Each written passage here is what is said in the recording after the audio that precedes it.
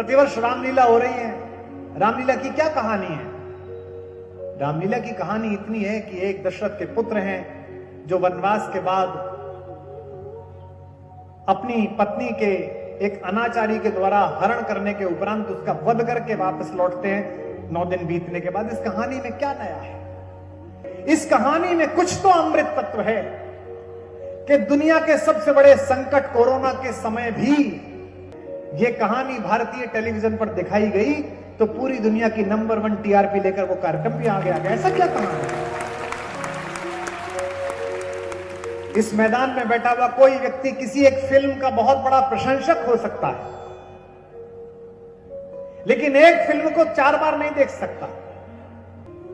कहानी चौंकाती नहीं है, कहानी स्मरण में उसमें कोई नवनीत तत्व नहीं है। अच्छी से अच्छी मनोवैज्ञानिक मनोबल ऊंचा करने वाली भी फिल्म आप दोबारा नहीं देख सकते। फिर ऐसा क्या इस कहानी में है कि आज जब मैं यहां बोल रहा हूं तब यह कहानी भारत में कम से कम 10 लाख जगह इसका मंचन हो रहा है। गांव-गांव में रामलीलाएं हो रही हैं। इसमें कुछ तो इसमें अमृत होगा। यह शक्ति के अलग अलग प्रतीकों का दिन है। आज शैलपुत्री का दिन है, हिमालय की पुत्री का दिन है। ब्रह्म पुराण कहता है कि माता पार्वती जो भगवान शंकर के पार्श्व पर कैलाश में त्रैलोक्य में रहती हैं, वे 9 दिन अपने घर आती हैं, मायके आती हैं। इस परिसर में बैठे हुए लोगों से एक निवेदन और है, परंपराओं का पालन तो करिएगा, उत्साह में व्रत त्योहार भी मनाइएगा, लेकिन उनमें वैज्ञानिकता का ध्यान रखिएगा। जैसे मैं उत्तर भारत में देखता हूं, मैं नोएडा में रहता हूं, क्योंकि बंबई में फिल्म स्टार गणेश उत्सव करते हैं, गणेश जी का विसर्जन करते हैं, तो हमारे नोएडा वाले भी शुरू हो गए। लाए 5 दिन रखा, उसके बाद हिंडन में, यमुना जी में, भैया पता तो कर लो क्यों होती थी। गणेश जी के बड़े भाई कार्तिकेय दक्षिण चले गए असुरों से लड़ने के लिए। आप सबको पता है कामदेव ने भगवान की समाधि भंग की, क्योंकि भगवान समाधि में चले गए और माता से उन्हें पुत्र पैदा हुआ जो देवताओं का सेनापति बना, जिसे दक्षिण में मुरुगन कहा जाता है। सबसे अधिक मंदिर उन्हीं के हैं। कार्तिकेय दक्षिण चले गए, इधर गणेश पैदा हुए। गणेश ने माता पिता से पूछा कि मेरे कोई भाई बहन भी हैं क्या? माता ने कहा कि तुम्हारा बड़ा तेजस्वी भाई है जो देवताओं का सेनापति है, कार्तिकेय।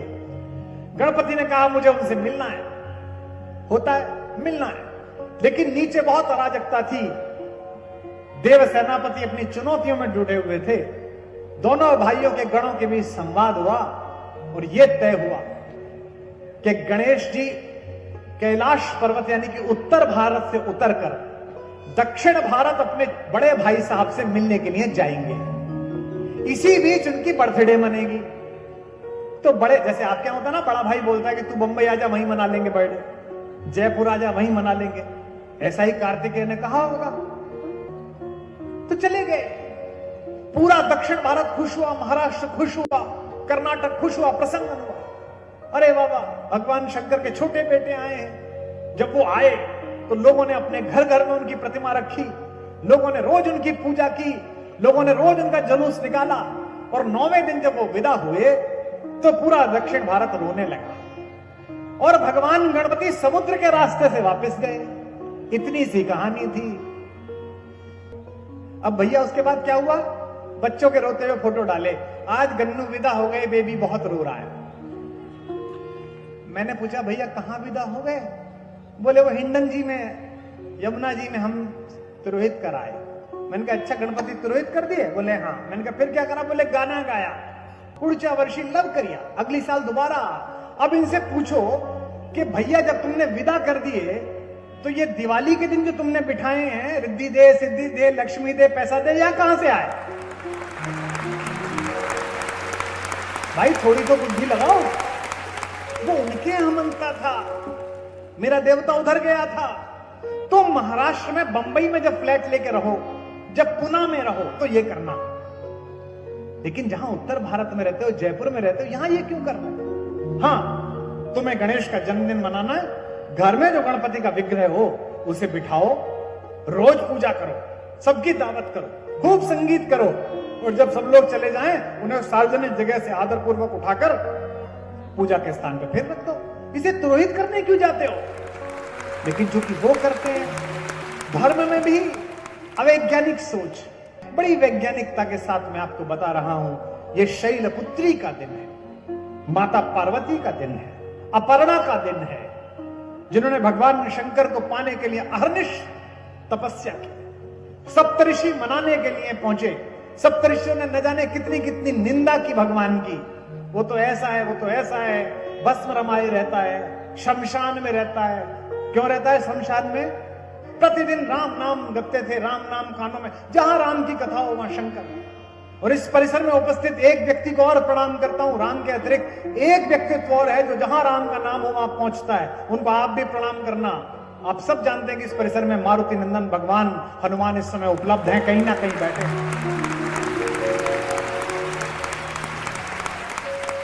बनारस में एक दिन अवधूत शंकर ने अदृश्य भाव से विचरण करते हुए देखा कि हजारों लोग कंधे पर एक शव को उठाए हुए राम का नाम लेते हुए जा रहे हैं। राम नाम सत्य है। भगवान ने वीरभद्र से पूछा कि ये कौन जो नाम ले रहे हैं?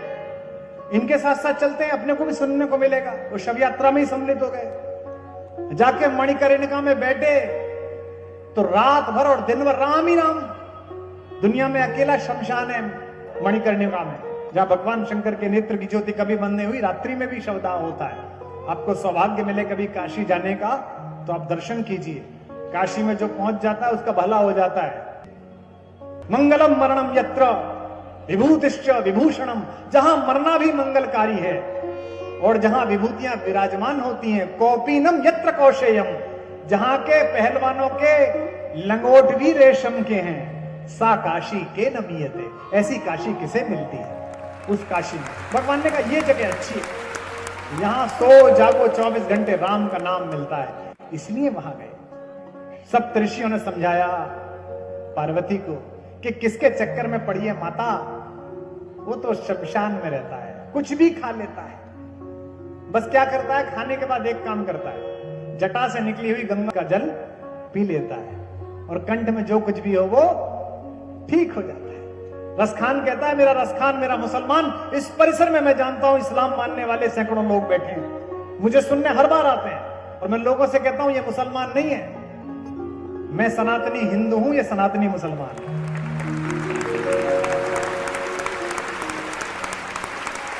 मेरा पठान रसखान कहता है शंकर के बारे में कि आंख दतूरा चबात फिरे, विष खात फिरे, शिव तेरे भरोसे। हे गंगा तेरे भरोसे ये शंकर आग दतूरा सब चबाते हैं। वे शंकर द्वारा पूजित राम समन्वय के देवता है। ऐसी तपस्या की माता ने कि एक पत्ते पर जीवित रहने लगी। पानी भी नहीं, केवल एक तुलसी का एक पत्ता दिन में खाती थी।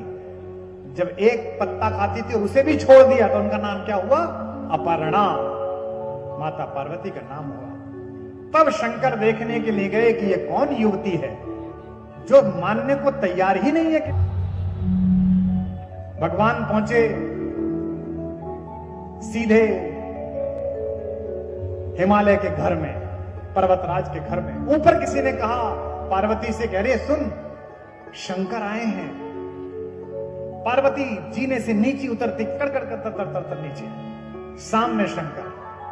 सोच के देखिए विशाल नीले रंग के मेरे बाबा और कोमलांगी सुंदर, अद्वितीय सुंदर हमारी मां, कैसा क्षण रहा हो।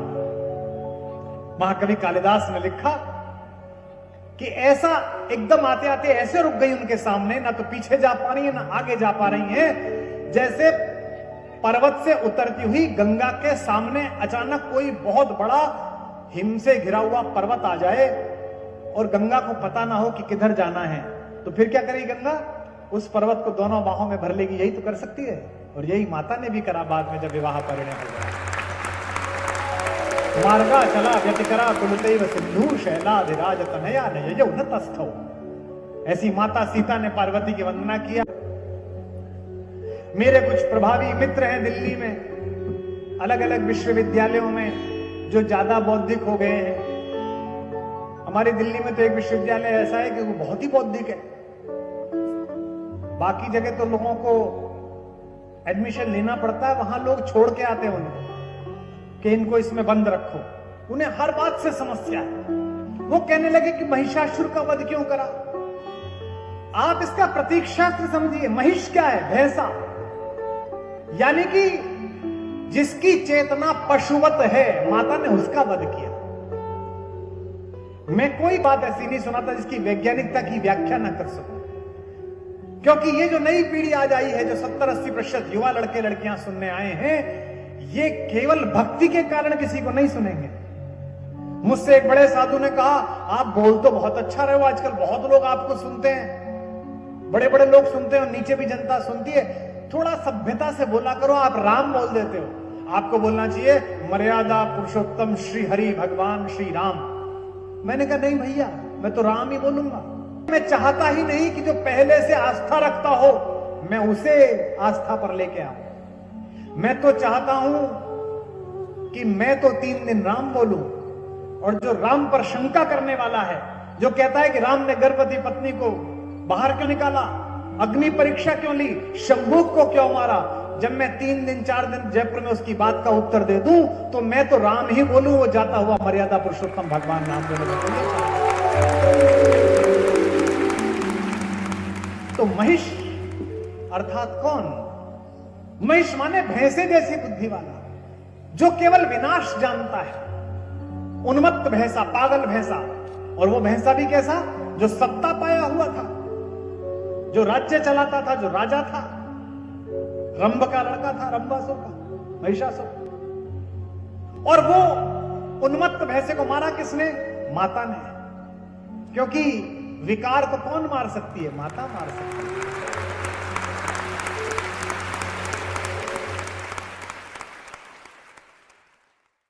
हमारे राम पृथ्वी पर आए, हमारे कृष्ण पृथ्वी पर आए, हमारे परशुराम पृथ्वी पर आए, लेकिन मनुष्यों की तरह। अब आप कहेंगे बहुत सारे युवा बच्चे जो आज आए हैं कि ये मनुष्यों की तरह कैसे होता है। कई बार हम बड़े लोगों के जीवन का आचरण इसलिए नहीं करते कि ऐसा करना कठिनता का कारण है। अक्सर खुद की बेईमानी, खुद से बचना, अपनी शक्ति को बचाने का तर्क ही होता है, अरे इस पे क्या करना, ये तो बड़े आदमी है, हम कैसे कर सकते हैं। भगवान ने पृथ्वी पर वो सब किया जो मैं और आप करते हैं। मेरी आपकी तरह वो रोए भी,